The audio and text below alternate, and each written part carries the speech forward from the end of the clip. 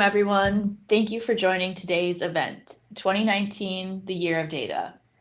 Before we get started, I'd like to just go over some very quick housekeeping notes.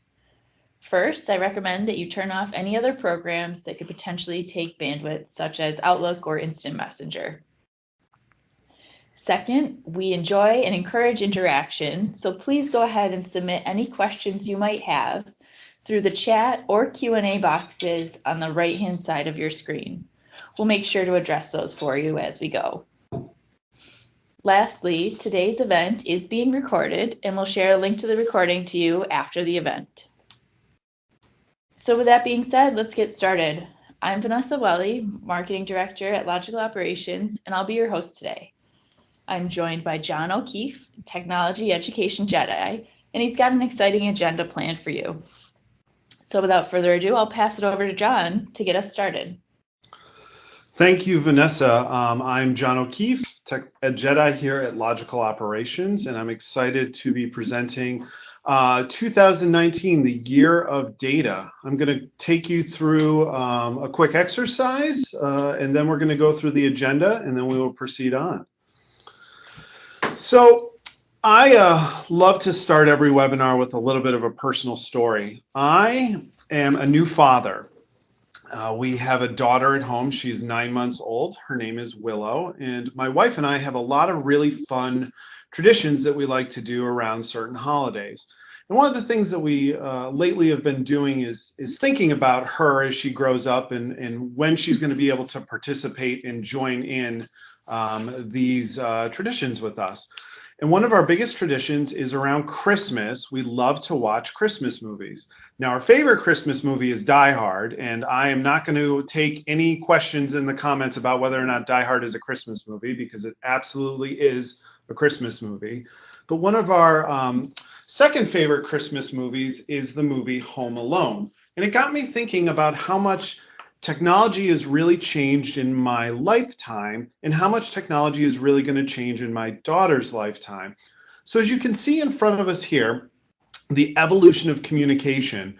And when we get closer to the modern side of things, it really hasn't been that long since things like instant messaging, the World Wide Web, Facebook, Twitter, SMS texting, and Snapchat, and all of the different ways in which we communicate have come along. So I was thinking about and talking with my wife about the movie Home Alone. And it dawned on me that when my daughter is old enough to watch this, Home Alone really isn't going to make a lot of sense to her. For those of you who aren't familiar with the premise of John Hughes' classic, it's basically that through a series of unfortunate accidents, a child gets left home alone in suburban Chicago while his parents and extended family fly over to Paris. Well, for those of us that grew up in the early 90s, this kind of thing could have actually happened. But of course, nowadays, with all of the technology we have, the movie Home Alone would go exactly like this. Mom, Dad, where are you?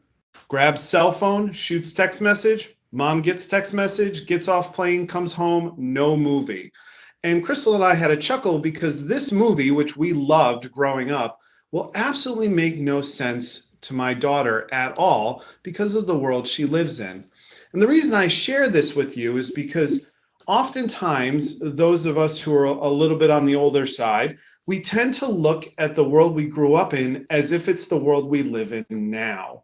And that can really impact our view on technology and how we think about technology and how we think about the world. And so this is why the more I thought about it, the more I thought we should kind of delve into what's really going on in 2019. Because for those of you on this call, you might be an individual job seeker or a student who's looking to learn. You may be part of a training organization that's looking to see what's new to offer, or you could be part of a corporation that's looking to see what new technologies are out there.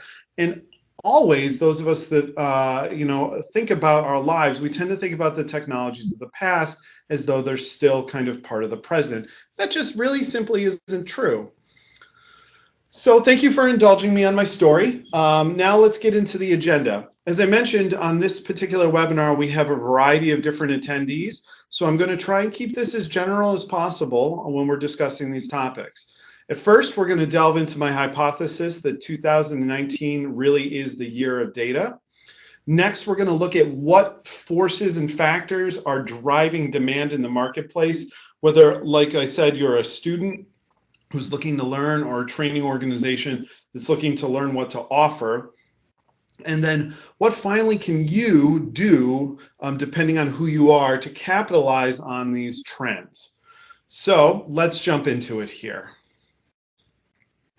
Why is 2019 the year of data? Presumably that's why you're here, to find out the answer to that. Well, number one, The Economist magazine a few years ago decided that they would make this very bold claim.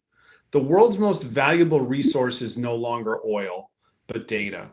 And again, as someone who was born in 1980, I grew up in the era where the majority of large companies took natural resources, turned them into something, either a physical product or another resource that they could sell. As a matter of fact, in 1980, the world's largest companies were as follows: ExxonMobil, General Motors, Ford Motors, IBM, and General Electric. Now, 7 of the 10 most valuable companies in the world are built on tying data to human behavior. And what I mean by that, I'll get into in a second. Because what we're in now, and many people may not realize, is what Klaus Schwab, who's the executive chairman of the World Economic Forum, has dubbed as the fourth industrial revolution. I'm not going to teach you history here, but as you can see in this chart, the Industrial Revolution that we all learn about in high school, the first one, of course, is when we created machines, steam power, weaving looms, etc. And then Industrial Revolution number 2 that we probably also talk about in high school is Henry Ford and mass production, the Model T. You can have it in any color as long as it's black. We all learned that in high school, absolutely.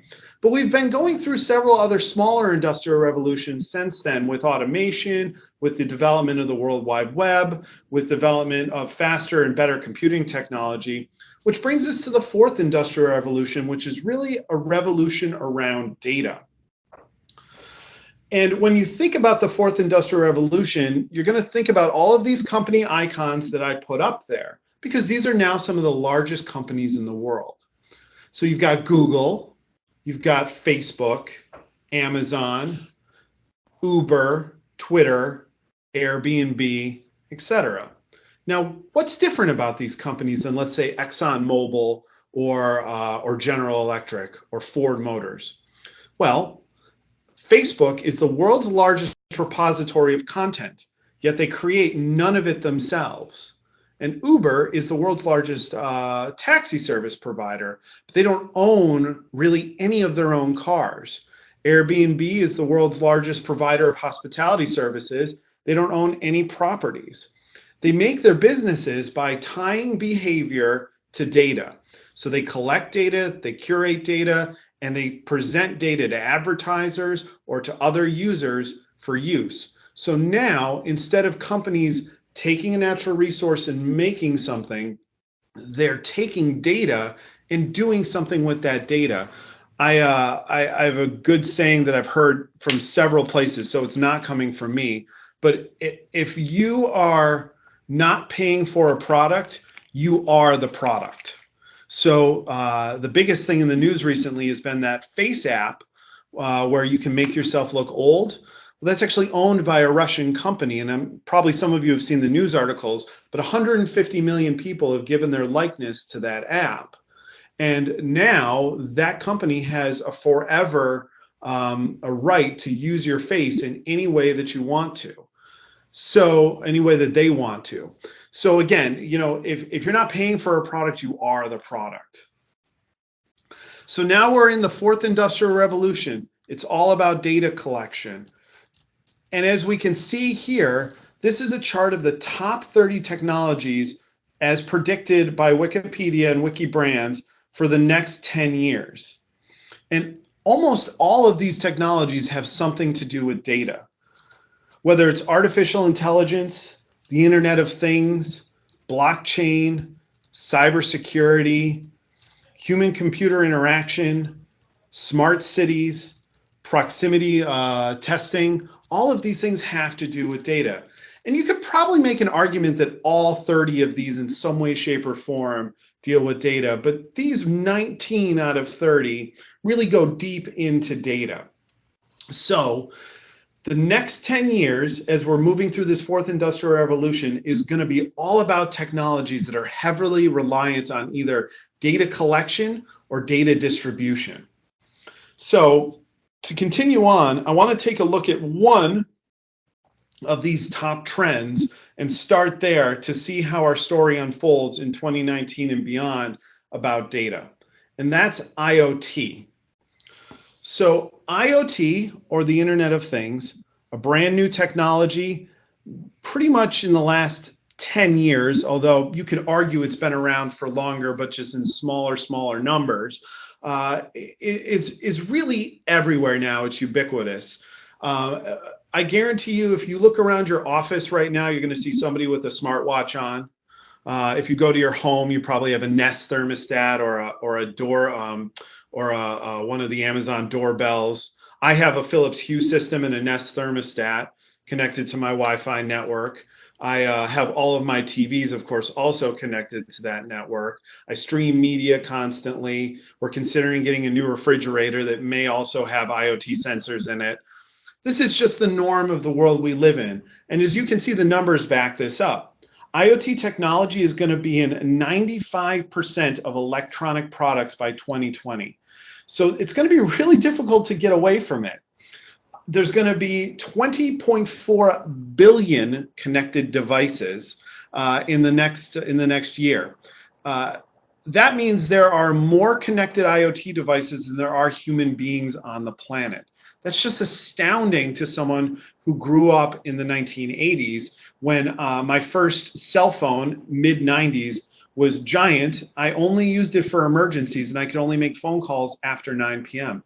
Some of you probably remember those days when you could only call after 9 p.m. So obviously, IoT is a huge business driver, and IoT is all around the collection of data. All of these devices, that's what they do. They ride on networks, they collect data, and they take that data and send it somewhere for it to either be processed or understood by someone inside the organization. And it's great because this data helps them make all sorts of really interesting decisions. In healthcare, for example, there's been a rapid rise in the increase in IoT because of all the different things it can do.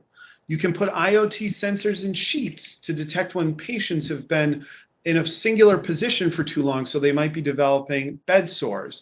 You can put radiation sensors all through your emergency room to make sure that if a patient comes in who has been affected by radiation, that they don't impact other patients in the hospital.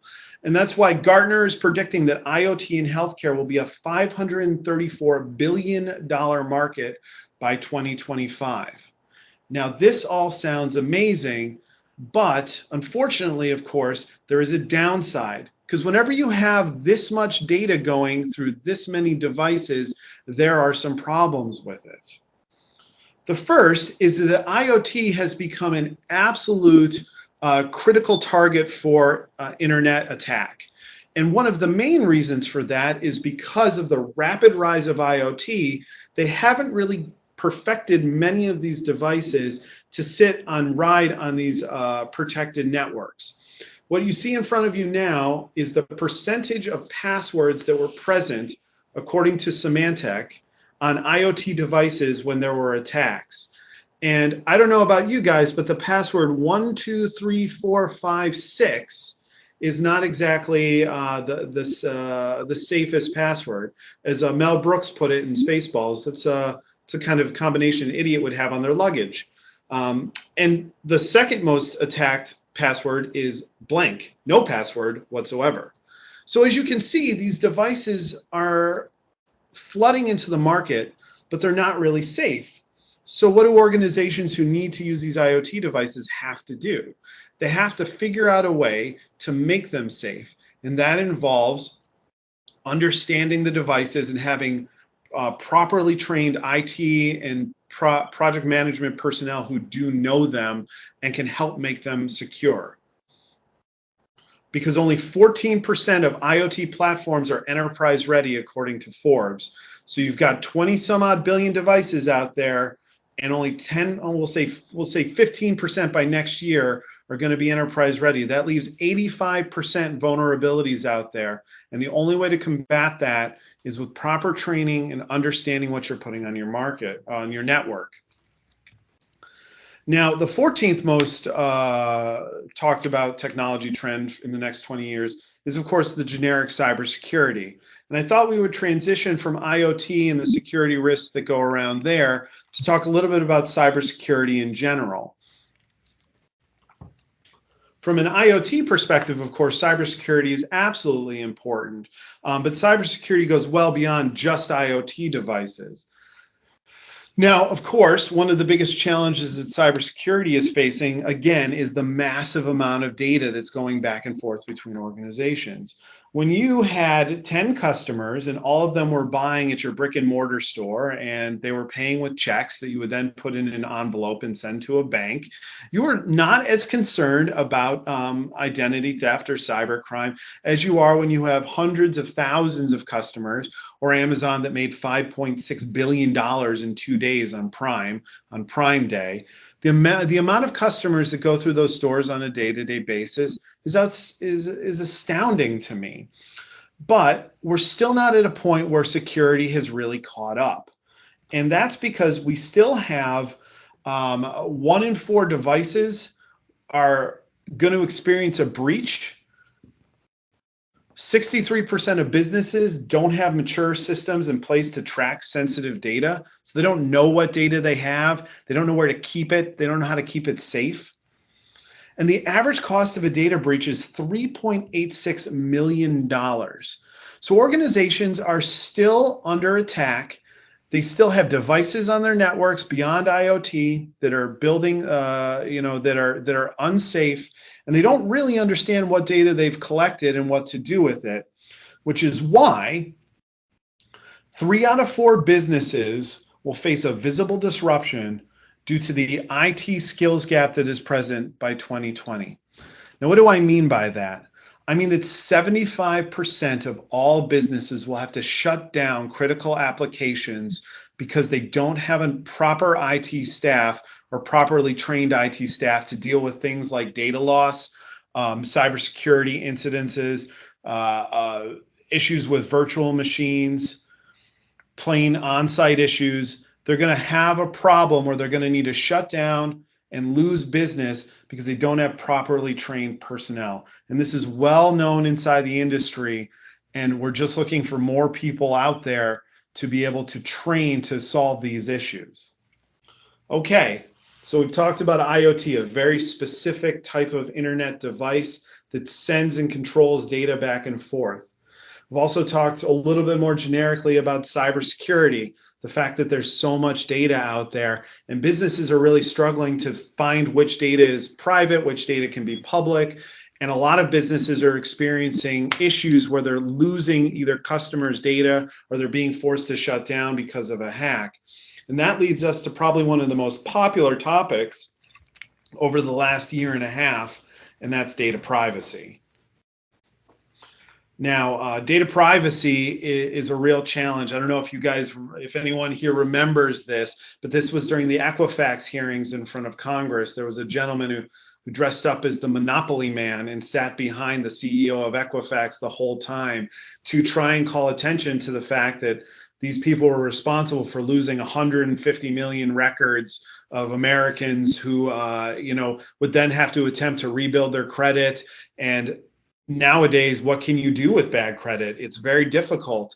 So this was a real challenging situation in 2017, and it's only escalated since then. Everything that's about to pop up on your screen is a headline from one of these major news sources. And if you look at the last 2 weeks, the following companies have been hit. Equifax got hit for 700 million. Facebook got hit for 5 billion. British Airways got hit for 220 million. Marriott faces a $123 million fine. Google faces a $57 million fine. There's been 91 fines total under GDPR. 500,000 paid to a ransomware in Florida. The list goes on and on and on. And this is just within the last 2 weeks. These are the headlines now that deal with data privacy. This is what is out there on CNN, on Fox News, New York Times, Washington Post, Forbes, TechCrunch, Wired. You can't log on to those sites without seeing something about data privacy. Data privacy is absolutely a critical issue, and it of course is compounded by what we've already talked about, the IoT and the cybersecurity. Because not only do you need to understand what the IoT devices on your network are doing, not only do you need to understand what bad actors are out there who are trying to penetrate your firewalls and your systems, or who are using your everyday employees and phishing them and sending them email scams. You need to understand which of your data needs to be private based on a variety of legislations that currently exist in both Europe and the United States. And the end result is Facebook, the CEO of Facebook, gets dragged in front of Congress to testify. And of course, the headline is he's even wearing a tie. But this is the reality we live in, that this site that started in 2004 as a college project is now responsible for all of our data and has more information on us than we've probably given our doctors at this point. So we need to start asking questions. What is going on with this data? Do we control it? Who owns these photos that I post online? Because now my entire life is online, as most of your lives are online. We share everything with each other this way. Who owns it? I know who owns my baby photos because they're in a box underneath a bed, but I don't know who owns the Facebook photos that I posted for the last 10 years. So we've talked about IoT and how there's tons of data and they're not really secure. Talked about cybersecurity and the bad actors that are out there and the fact that companies are struggling to find the right people. And now we've taken a look at what's going on in privacy, because this is a challenge that we all face. What do we own ourselves? What do the companies own of us? And how can we keep it safe so I don't have to worry about my credit score every 3 months? But there's one other piece of data that I think is really important, and it's kind of the end result of all of this data, and that's data science, because we have all of this data from IoT devices and from networks and from social media sites, but what are we doing with it? And why do companies want it? Well, number one, companies want it because it makes them money. We've discussed that. Number two, the increase in bandwidth that we have in the United States and Europe has allowed for more and more data to go across. But the amount of data is actually pretty astounding when you break it down.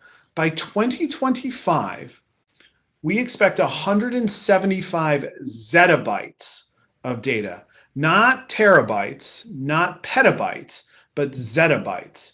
A zettabyte is sextillion bytes, or 1 billion terabytes. So to give you an idea, a terabyte worth of data is the typical amount of space that comes in your average computer now. So if you walk into Best Buy and buy a computer right now, you're probably going to get a 1 or 2 terabyte hard drive. So by 2025, there will be 175 billion of those. And that's more hard drive storage space than there are stars in our galaxy or grains of sand on the Earth. So that's how much data we're going to have in the next 5 years. That is a simply astronomical number. And companies are struggling because now they have all this data. They have IoT devices. They have privacy departments. They have all this data. But what can you do with it if it's raw and unfiltered and it's just bits and bytes and points on a spreadsheet? Well, there's not much you can do with it, which is how data science came around. Data scientists look to take this data and turn it into something that's manageable and structured through different programming languages and commercially available software applications. And it is the hottest job on the market right now. Demand for data science currently outpaces supply by over 50%. Harvard Business Review called it the sexiest job in the 21st century. Demand for data science is going to grow another 30% by next year. And one of the data science program applications, Tableau, there's currently over 23,000 job listings for Tableau alone. Indeed.com also has data science tracking generally up, as you can see here in this. And it is the highest paid, according to Glassdoor and Forbes magazine, entry-level position at $95,000 a year. So the reason the jobs are going up and the demand is there is because there's so much data available. All right, so let's summarize what we've covered so far. In the next 6 years, there's going to be more terabytes of data, so your average computer hard drive, than stars in the galaxy. The 30 top trends in technology all revolve around data in some way, shape, or form. IoT is everywhere, and it's really not ready for corporate environments. 3 out of 4 companies are going to face a visible disruption. Something's going to shut down on them by next year due to the IT skills gap. We've seen $6 billion in fines for data privacy in the last 2 weeks alone. And data science is one of the highest paying and most in-demand careers available. And what's the common thread with all of these things? Data. It all revolves around data. So what's driving training demand around data? Because like I say, 2019 is the year of data. And after looking at industry trends, I really think that there's a lot of demand being driven by corporations and by training organizations around this. So we're going to cover kind of what's big in the training industry in 2019 so we can understand that. The first is that IT certifications are a $3 billion a year industry in 2019. What does that mean? People are looking to get certified, whether it's in data privacy, cybersecurity, data science, any of those topics. People are looking for certifications. 65% of businesses have increased their budget due to an increased scope of training, so they want to do more training. Larger companies are spending 2.5 times more per employee in 2019 on training. So if you're an individual or you're a training organization out there, corporations are expanding their training operations. They've recognized that it's important for employee retention. 27% of companies are going to pursue certification training as their #1 training goal for 2019. So that means that over one quarter of all companies are going to put certifications on top. And 22% of companies have increased their training budget by 25% or more. So those are some healthy increases in training. The Training Magazine annual report shows that it's 88% of organizations have kept either the same or increased their training staff. And 70% of organizations have increased their training budget by over 6%. Lastly, most organizations, 85%, are increasing their training budget or keeping it the same overall. So what does that mean for you as either a student or as a training provider? It's that, quite simply, the training industry is growing. Organizations are looking to train more. They're looking to train on certifications and skills that they deem in high demand. And the majority of those skills, as we'll see in the next slide, all kind of revolve around data. Lastly, 2018 saw an increase in the average expenditure for training outsourcing. When I say outsourcing, I mean a corporation that turns to a commercial training center or community college. So these numbers all point to a good market for training. You just need to be able to respond effectively to the technologies that are in demand, and that's what we'll see next. So the top 3 IT priorities over the next 12 months for most organizations are cybersecurity solutions, cloud computing, and data analytics and business intelligence. So again, all data related. The biggest skills gaps that IT professionals and capabilities and organizations or technologies are looking for are software and application development is number one, but look at 2 through 4. Cybersecurity, cloud computing, data processing and analysis, and compliance and data privacy. All the topics we've touched on here. So this is what organizations believe is the biggest skills gap, which means people need training in it. And this is from this is from IT directors. So what is the most important thing? Is it important for them to stay on top of new technologies? So for 55%, it was very important, and 31%, it was important. So 86% of all IT teams believe that it's important to stay on top of new technologies, like the 30 that we highlighted in the beginning of our presentation. And this is really for the training organizations that are out there. Key resources that decision makers and individuals rely on to compare IT training companies. The number one thing they're looking for is training provider websites and resources. So they're looking at your websites, they want to see what you have to offer. They're also looking, for word of mouth referrals. So if you're doing business with an organization, one of the best things you can do is ask for a word of mouth referral. As you can see some of the other things, but I thought this was very interesting because salespeople was actually fairly low on the list, which means that organizations are basing their decision making on what your websites look like, what kind of courses you have listed, what collateral you have available. So that's really important to understand. So we've taken a look at what's kind of driving industry, and the last thing I want to talk about is compliance and law, because that's a big part of what else is driving in the industry right now.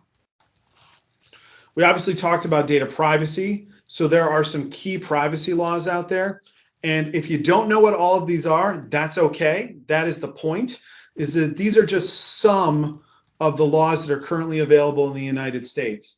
So there's the FTC, which just fined Equifax and Facebook.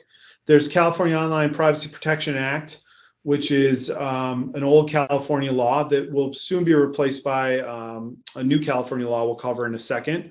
There's Hipaa, which everybody knows.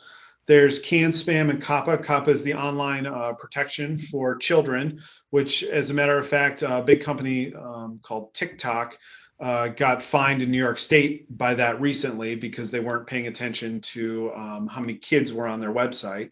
There's the Gramm-Leach-Bliley Act in finance. There's an act that actually protects your privacy on your driver's license. There's the Fair Credit Reporting Act, Telephone Consumer Protection Act, Vermont Protection of PII, multiple state bills, and then also European and Asia data regulations. And what's this all leading to is that states are starting to look at security, and as you can see on this map, there's been an increase in the amount of data security laws that have gone just from 2016 to 2018.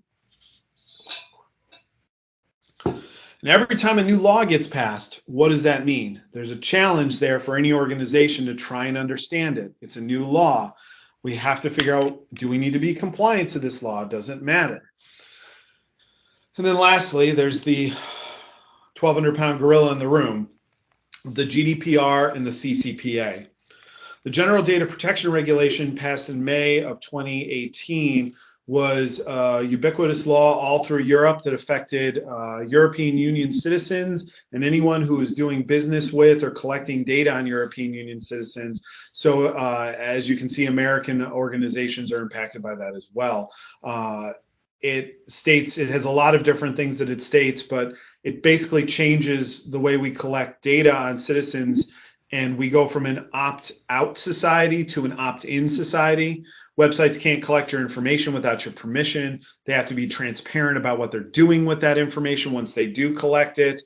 They can't make multiple page EULAs where you get lost.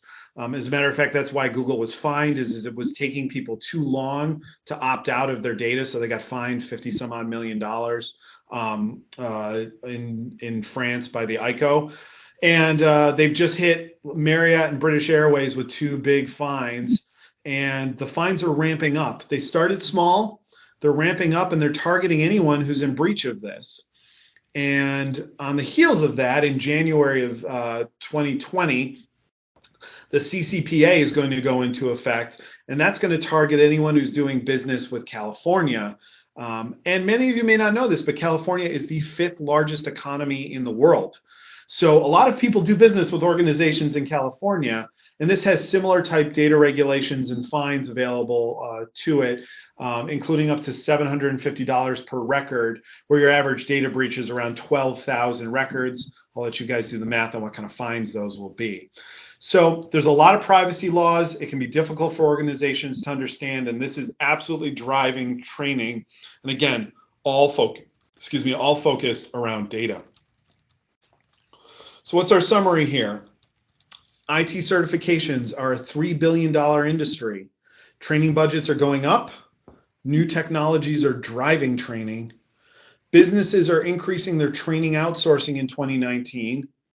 Data-related training rates highly with businesses for importance and spend. And new and existing compliance legislation is driving spending on data privacy training. So 2019 really is the year of data. If you think about it, all of the new technologies that are driving us forward revolve around data. Whether you're talking about IoT or cybersecurity, data privacy, and data science, these are some of the hot button issues that are going on in the training world right now. And they all go around, orbit the concept of data moving back and forth.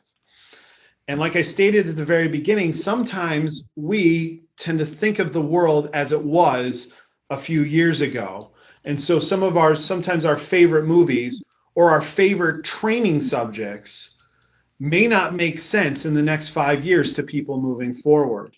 So the key cornerstones of which we've built our business or our careers on may not be there in 5 years. And the solution for that is to train on new technologies. So let's talk a little bit about what we can do to capitalize on these trends.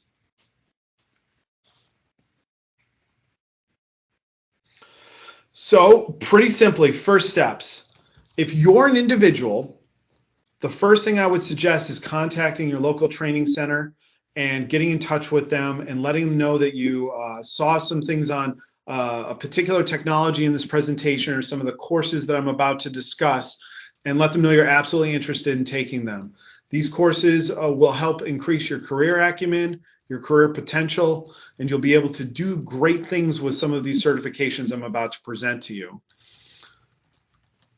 If you're a training organization or a corporation that's attending this, I strongly suggest you contact your LO sales rep, or you can contact me. My information is at the end of the presentation. My email address is pretty simple. So because we would be absolutely delighted to help you begin offering some of these training programs that address these technologies that are all around data. So I kind of wanted to start with the cybersecurity and IoT because I think that that's, again, some of the more popular stuff. And what Logical Operations has done is we've partnered with CertNexus, who is a certification house who has a really cool way of looking at certifications. They have a think, build, and secure model.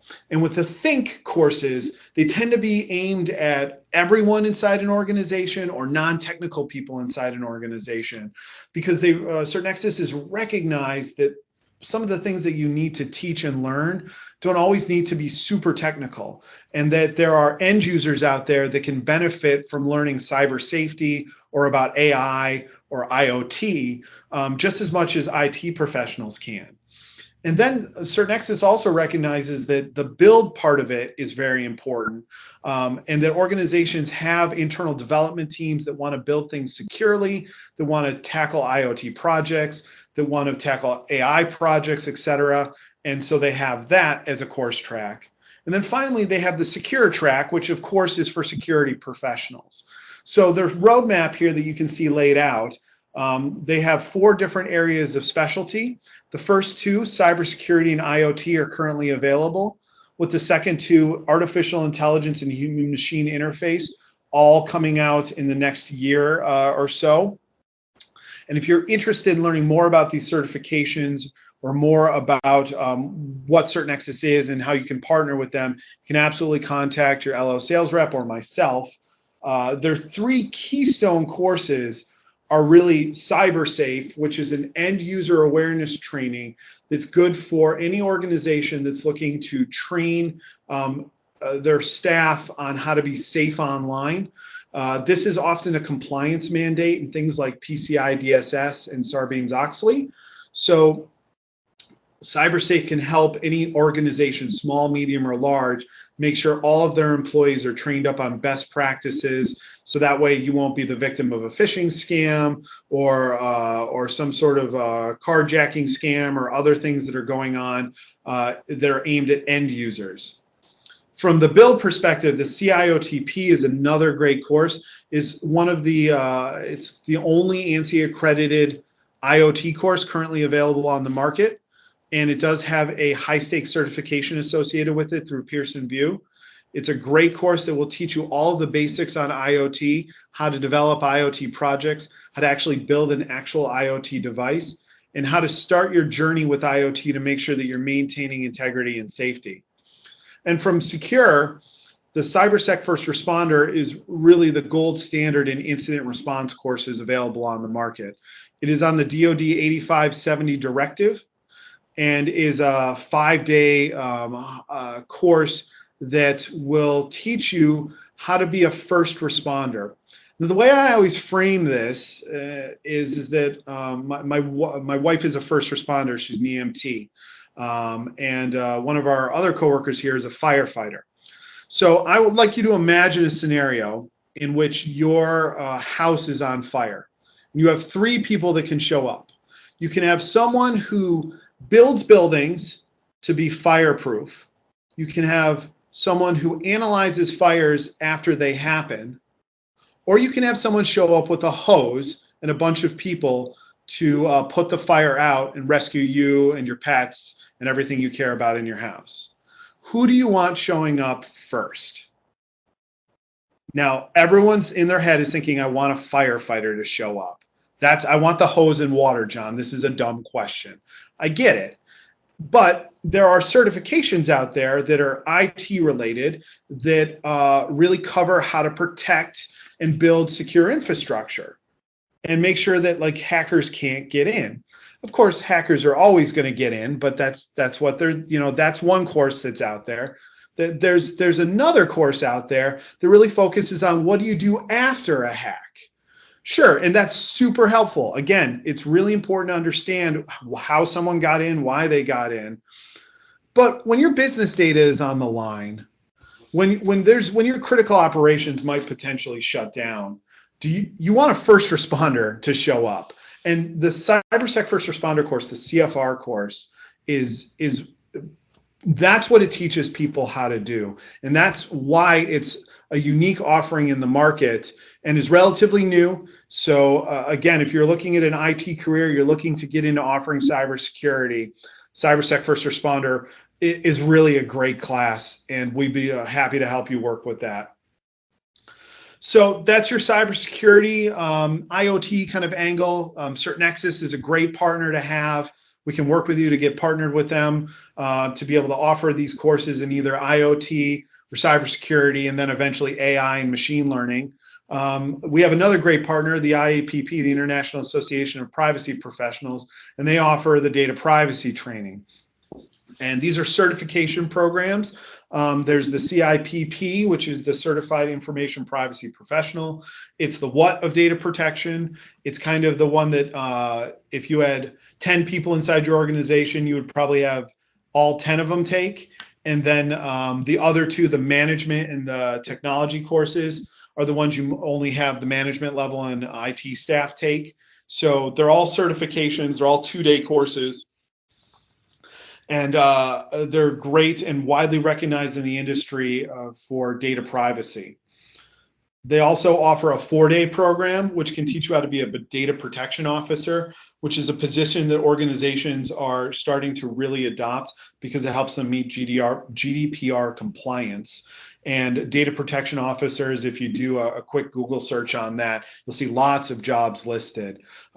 So if you're a training organization, this type of training is a must for you if you have big Keystone clients, because they're dealing with GDPR and CCPA and Gramm-Leach-Bliley and all these other data privacy regulations. They're watching Facebook eat a $5 billion fine. They're watching Marriott get raked over the coals because they let their Starwood program get hacked.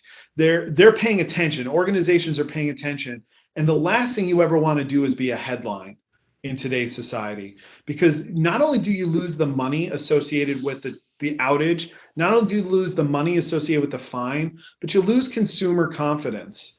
And consumer confidence in this day and age, it's the second somebody tweets about you and says that you've done something wrong and that goes viral, that is no good for your business. So organizations are really looking to tackle this. And this is a one-of-a-kind training program out there. So you can contact us again to talk about the training. Lastly, with them, they also have a Data Privacy Essentials course, which is an e-learning for end-user awareness. It is a compliance piece of GDPR and also a compliance piece in CCPA, that there be end-user awareness training. So every organization is doing this in some way, shape, or form. Like I said, if you've got your big Keystone customers and you're thinking about them right now, we're in Rochester, New York, so ours would have been Kodak and Xerox and Bausch and Lomb once upon a time. Not so much anymore, sadly. But if you're thinking about who your Keystone customers are, these are the people you want to talk to about this, and we can help you with that, absolutely. And then lastly is data science. Now, data science is probably the most complicated thing that I'm going to talk about. So what we've attempted to do is make it a little bit simpler, because when a lot of people think data science, they think college degree, they think PhD, they think this kind of all-encompassing educational program. Well, that's not necessarily true. It can be true, but you can also become a data scientist in the same way that you can become an IT technician through taking courses at a local training center through an adult education program. Because really data science is only broken down into a few key categories. So the first thing we have here is logical operations data analyst role. And the data analyst inside an organization, there tends to probably be one at least in every department in a large business structure. So there might be a data analyst in sales and in marketing and in finance and IT, at least one. And what they really do is they take data that's provided to them and they visualize it and they help their departments understand it, or they help the whole business understand it. So we developed some curriculum here around Microsoft Office Excel, which if you're a training organization on here, I'm sure you're thinking, oh yes, Excel, because we already do a lot of Excel training, and that's common. So between Microsoft Excel training, Tableau training, and Power BI training, Logical Operations has created a data science/data analyst track where students who complete and then get those certifications, the MOS in Excel certification, the Tableau Desktop Qualified Associate certification, and the Analyzing and Visualizing Data with Power BI Microsoft certification, that they qualify to become a data analyst as recognized by Logical Operations, or your training center, you can rebrand this badge. And that gives them a great position and a great resume to go into an organization and start making $65,000, $70,000 a year. That's what data analysts are typically paid. The second part, of course, is the actual data science part. And let's be clear, this goes further down the stack and probably isn't for every student, but students who show an aptitude in mathematics and statistics should absolutely take a look at this. And what the key component of this with data science is, data scientists use one of two programming languages. And the one that we've really zeroed in on is Python, because Python is the most prevalent programming language currently available. It's used in multiple technologies. It's open source, so anyone can use it to develop programs. Whether you're writing small scripts for analyzing media consumption, or you're doing large data science projects, Python can handle that. Some data science professionals also will learn R. We recommend Python just based on the courseware that is available. Logical Operations has courseware available for both. And then at that point, you'll typically specialize, as you would in IT, into like database management, data wrangling, so understanding and taking large unstructured data sets and making them structured, big time statistics, or even data privacy. So students who complete training in one of these programming languages and then either 2 electives or the CIPP-US will have a GitHub portfolio of work and code that they've done, and then have a data scientist badge from Logical Operations or the training center that provides it to show that they've completed this. And this would really position them to become a business level data scientist, where they can go inside an organization, help them start taking their massive amount of data, collecting it, and turning it into something useful. And if you're feeling really ambitious, you can tackle the whole thing as a data science program and offer that together. And we've seen great success by organizations offering this as a full track where students can come in, learn Excel or test out if they know it already well, learn their Tableau, Power BI, and then dig into Python, dig into database, dig into data privacy. And when they graduate from that, they're ready to go be a data scientist. So that's how you take advantage of 2019 being the year of data. Whether you're an individual who wants to take one of these certifications that I listed, or you're a training center that's interested in offering some of this courseware, here are some conclusions for you. This is a new era. We can no longer sit and expect the skills that we learned 10 to 15 years ago, or the courses we've been offering for the last 10 to 15 years, to hold firm. Things are moving forward. You need to be prepared to change your business. You need to be prepared to offer or take these new types of classes. New technologies are absolutely going to drive training. 2019 is the year of data. I'm going to keep saying it until people get real sick of me saying it. Cybersecurity, data privacy, and data science are all driving training spend. We saw that in the statistics listed by organizations. Companies are investing more in data-driven technologies and training, and Logical Operations offers CertNexus, IAPP, and data science curriculum and certifications that can help you rapidly grow your business or your career. And with that, I want to put in one plug, and then we're going to open up for questions. If you are in the Virginia area, on Monday, August 5th through 6 to 8, from 6 to 8 p.m., I'm going to be presenting on some topics. Is data privacy a fundamental human right, which is powered by Intellectual Point. They're one of our training partners. They do a digital natives meetup once or twice a month. So I will be there speaking. And if, like I said, if you're in the area and you want to attend, please feel free to contact me and I will get you the information to attend that, because I'd love to come out and meet some of you folks. And then that is it for the presentation. I'm going to open it up to questions. And as you can see, my email is down at the bottom. It is jedijohn@logicaloperations.com. Feel free to email me with any questions you have on this, or you can give me a call, 585-350-7073. And I will open it up for questions. Great. Thank you so much, John. Just a quick question that's come in a few times. People asking if this presentation will be available to review after the fact. The answer is yes. We are recording it, and we will be posting it on YouTube within the next couple of days. We'll make sure to share that out to everyone who registered.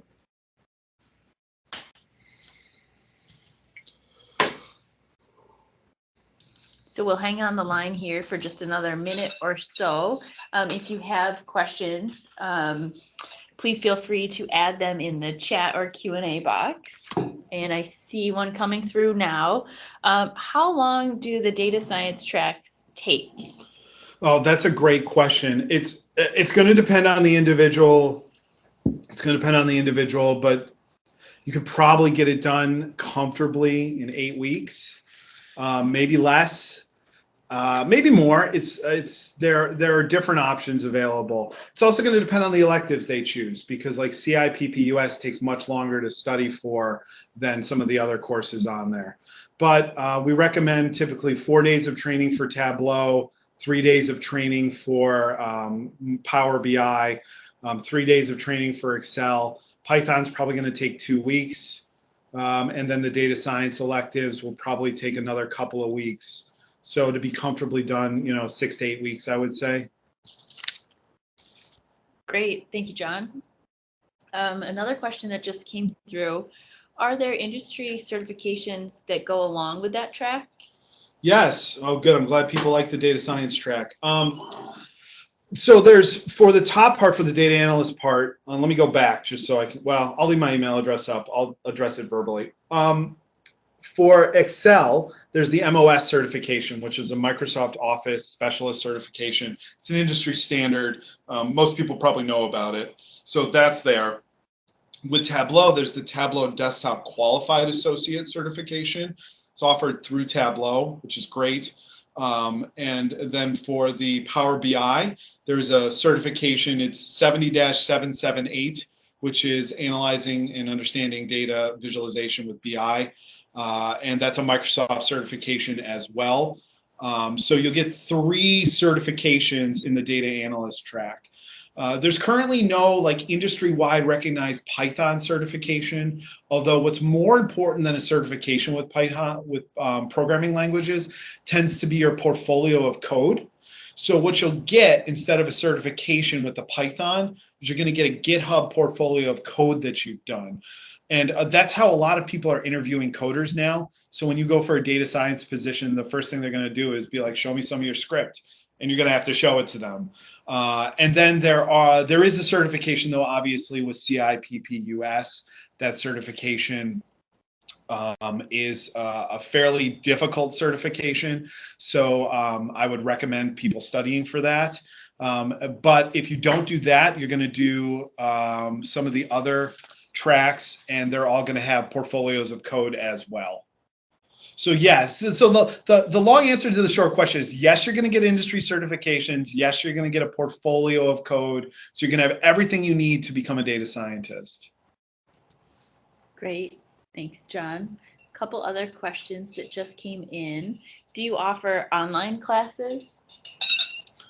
Well, it depends on what you mean by that. All of our coursework can be adapted to a virtual online experience. So the answer is yes, our courseware can be offered online. For some of the courses that I listed, there are self-paced options, meaning like a traditional e-learning, although at Logical Operations, we do believe people learn best from people. So most of our courseware is typically adapted into a virtual online experience.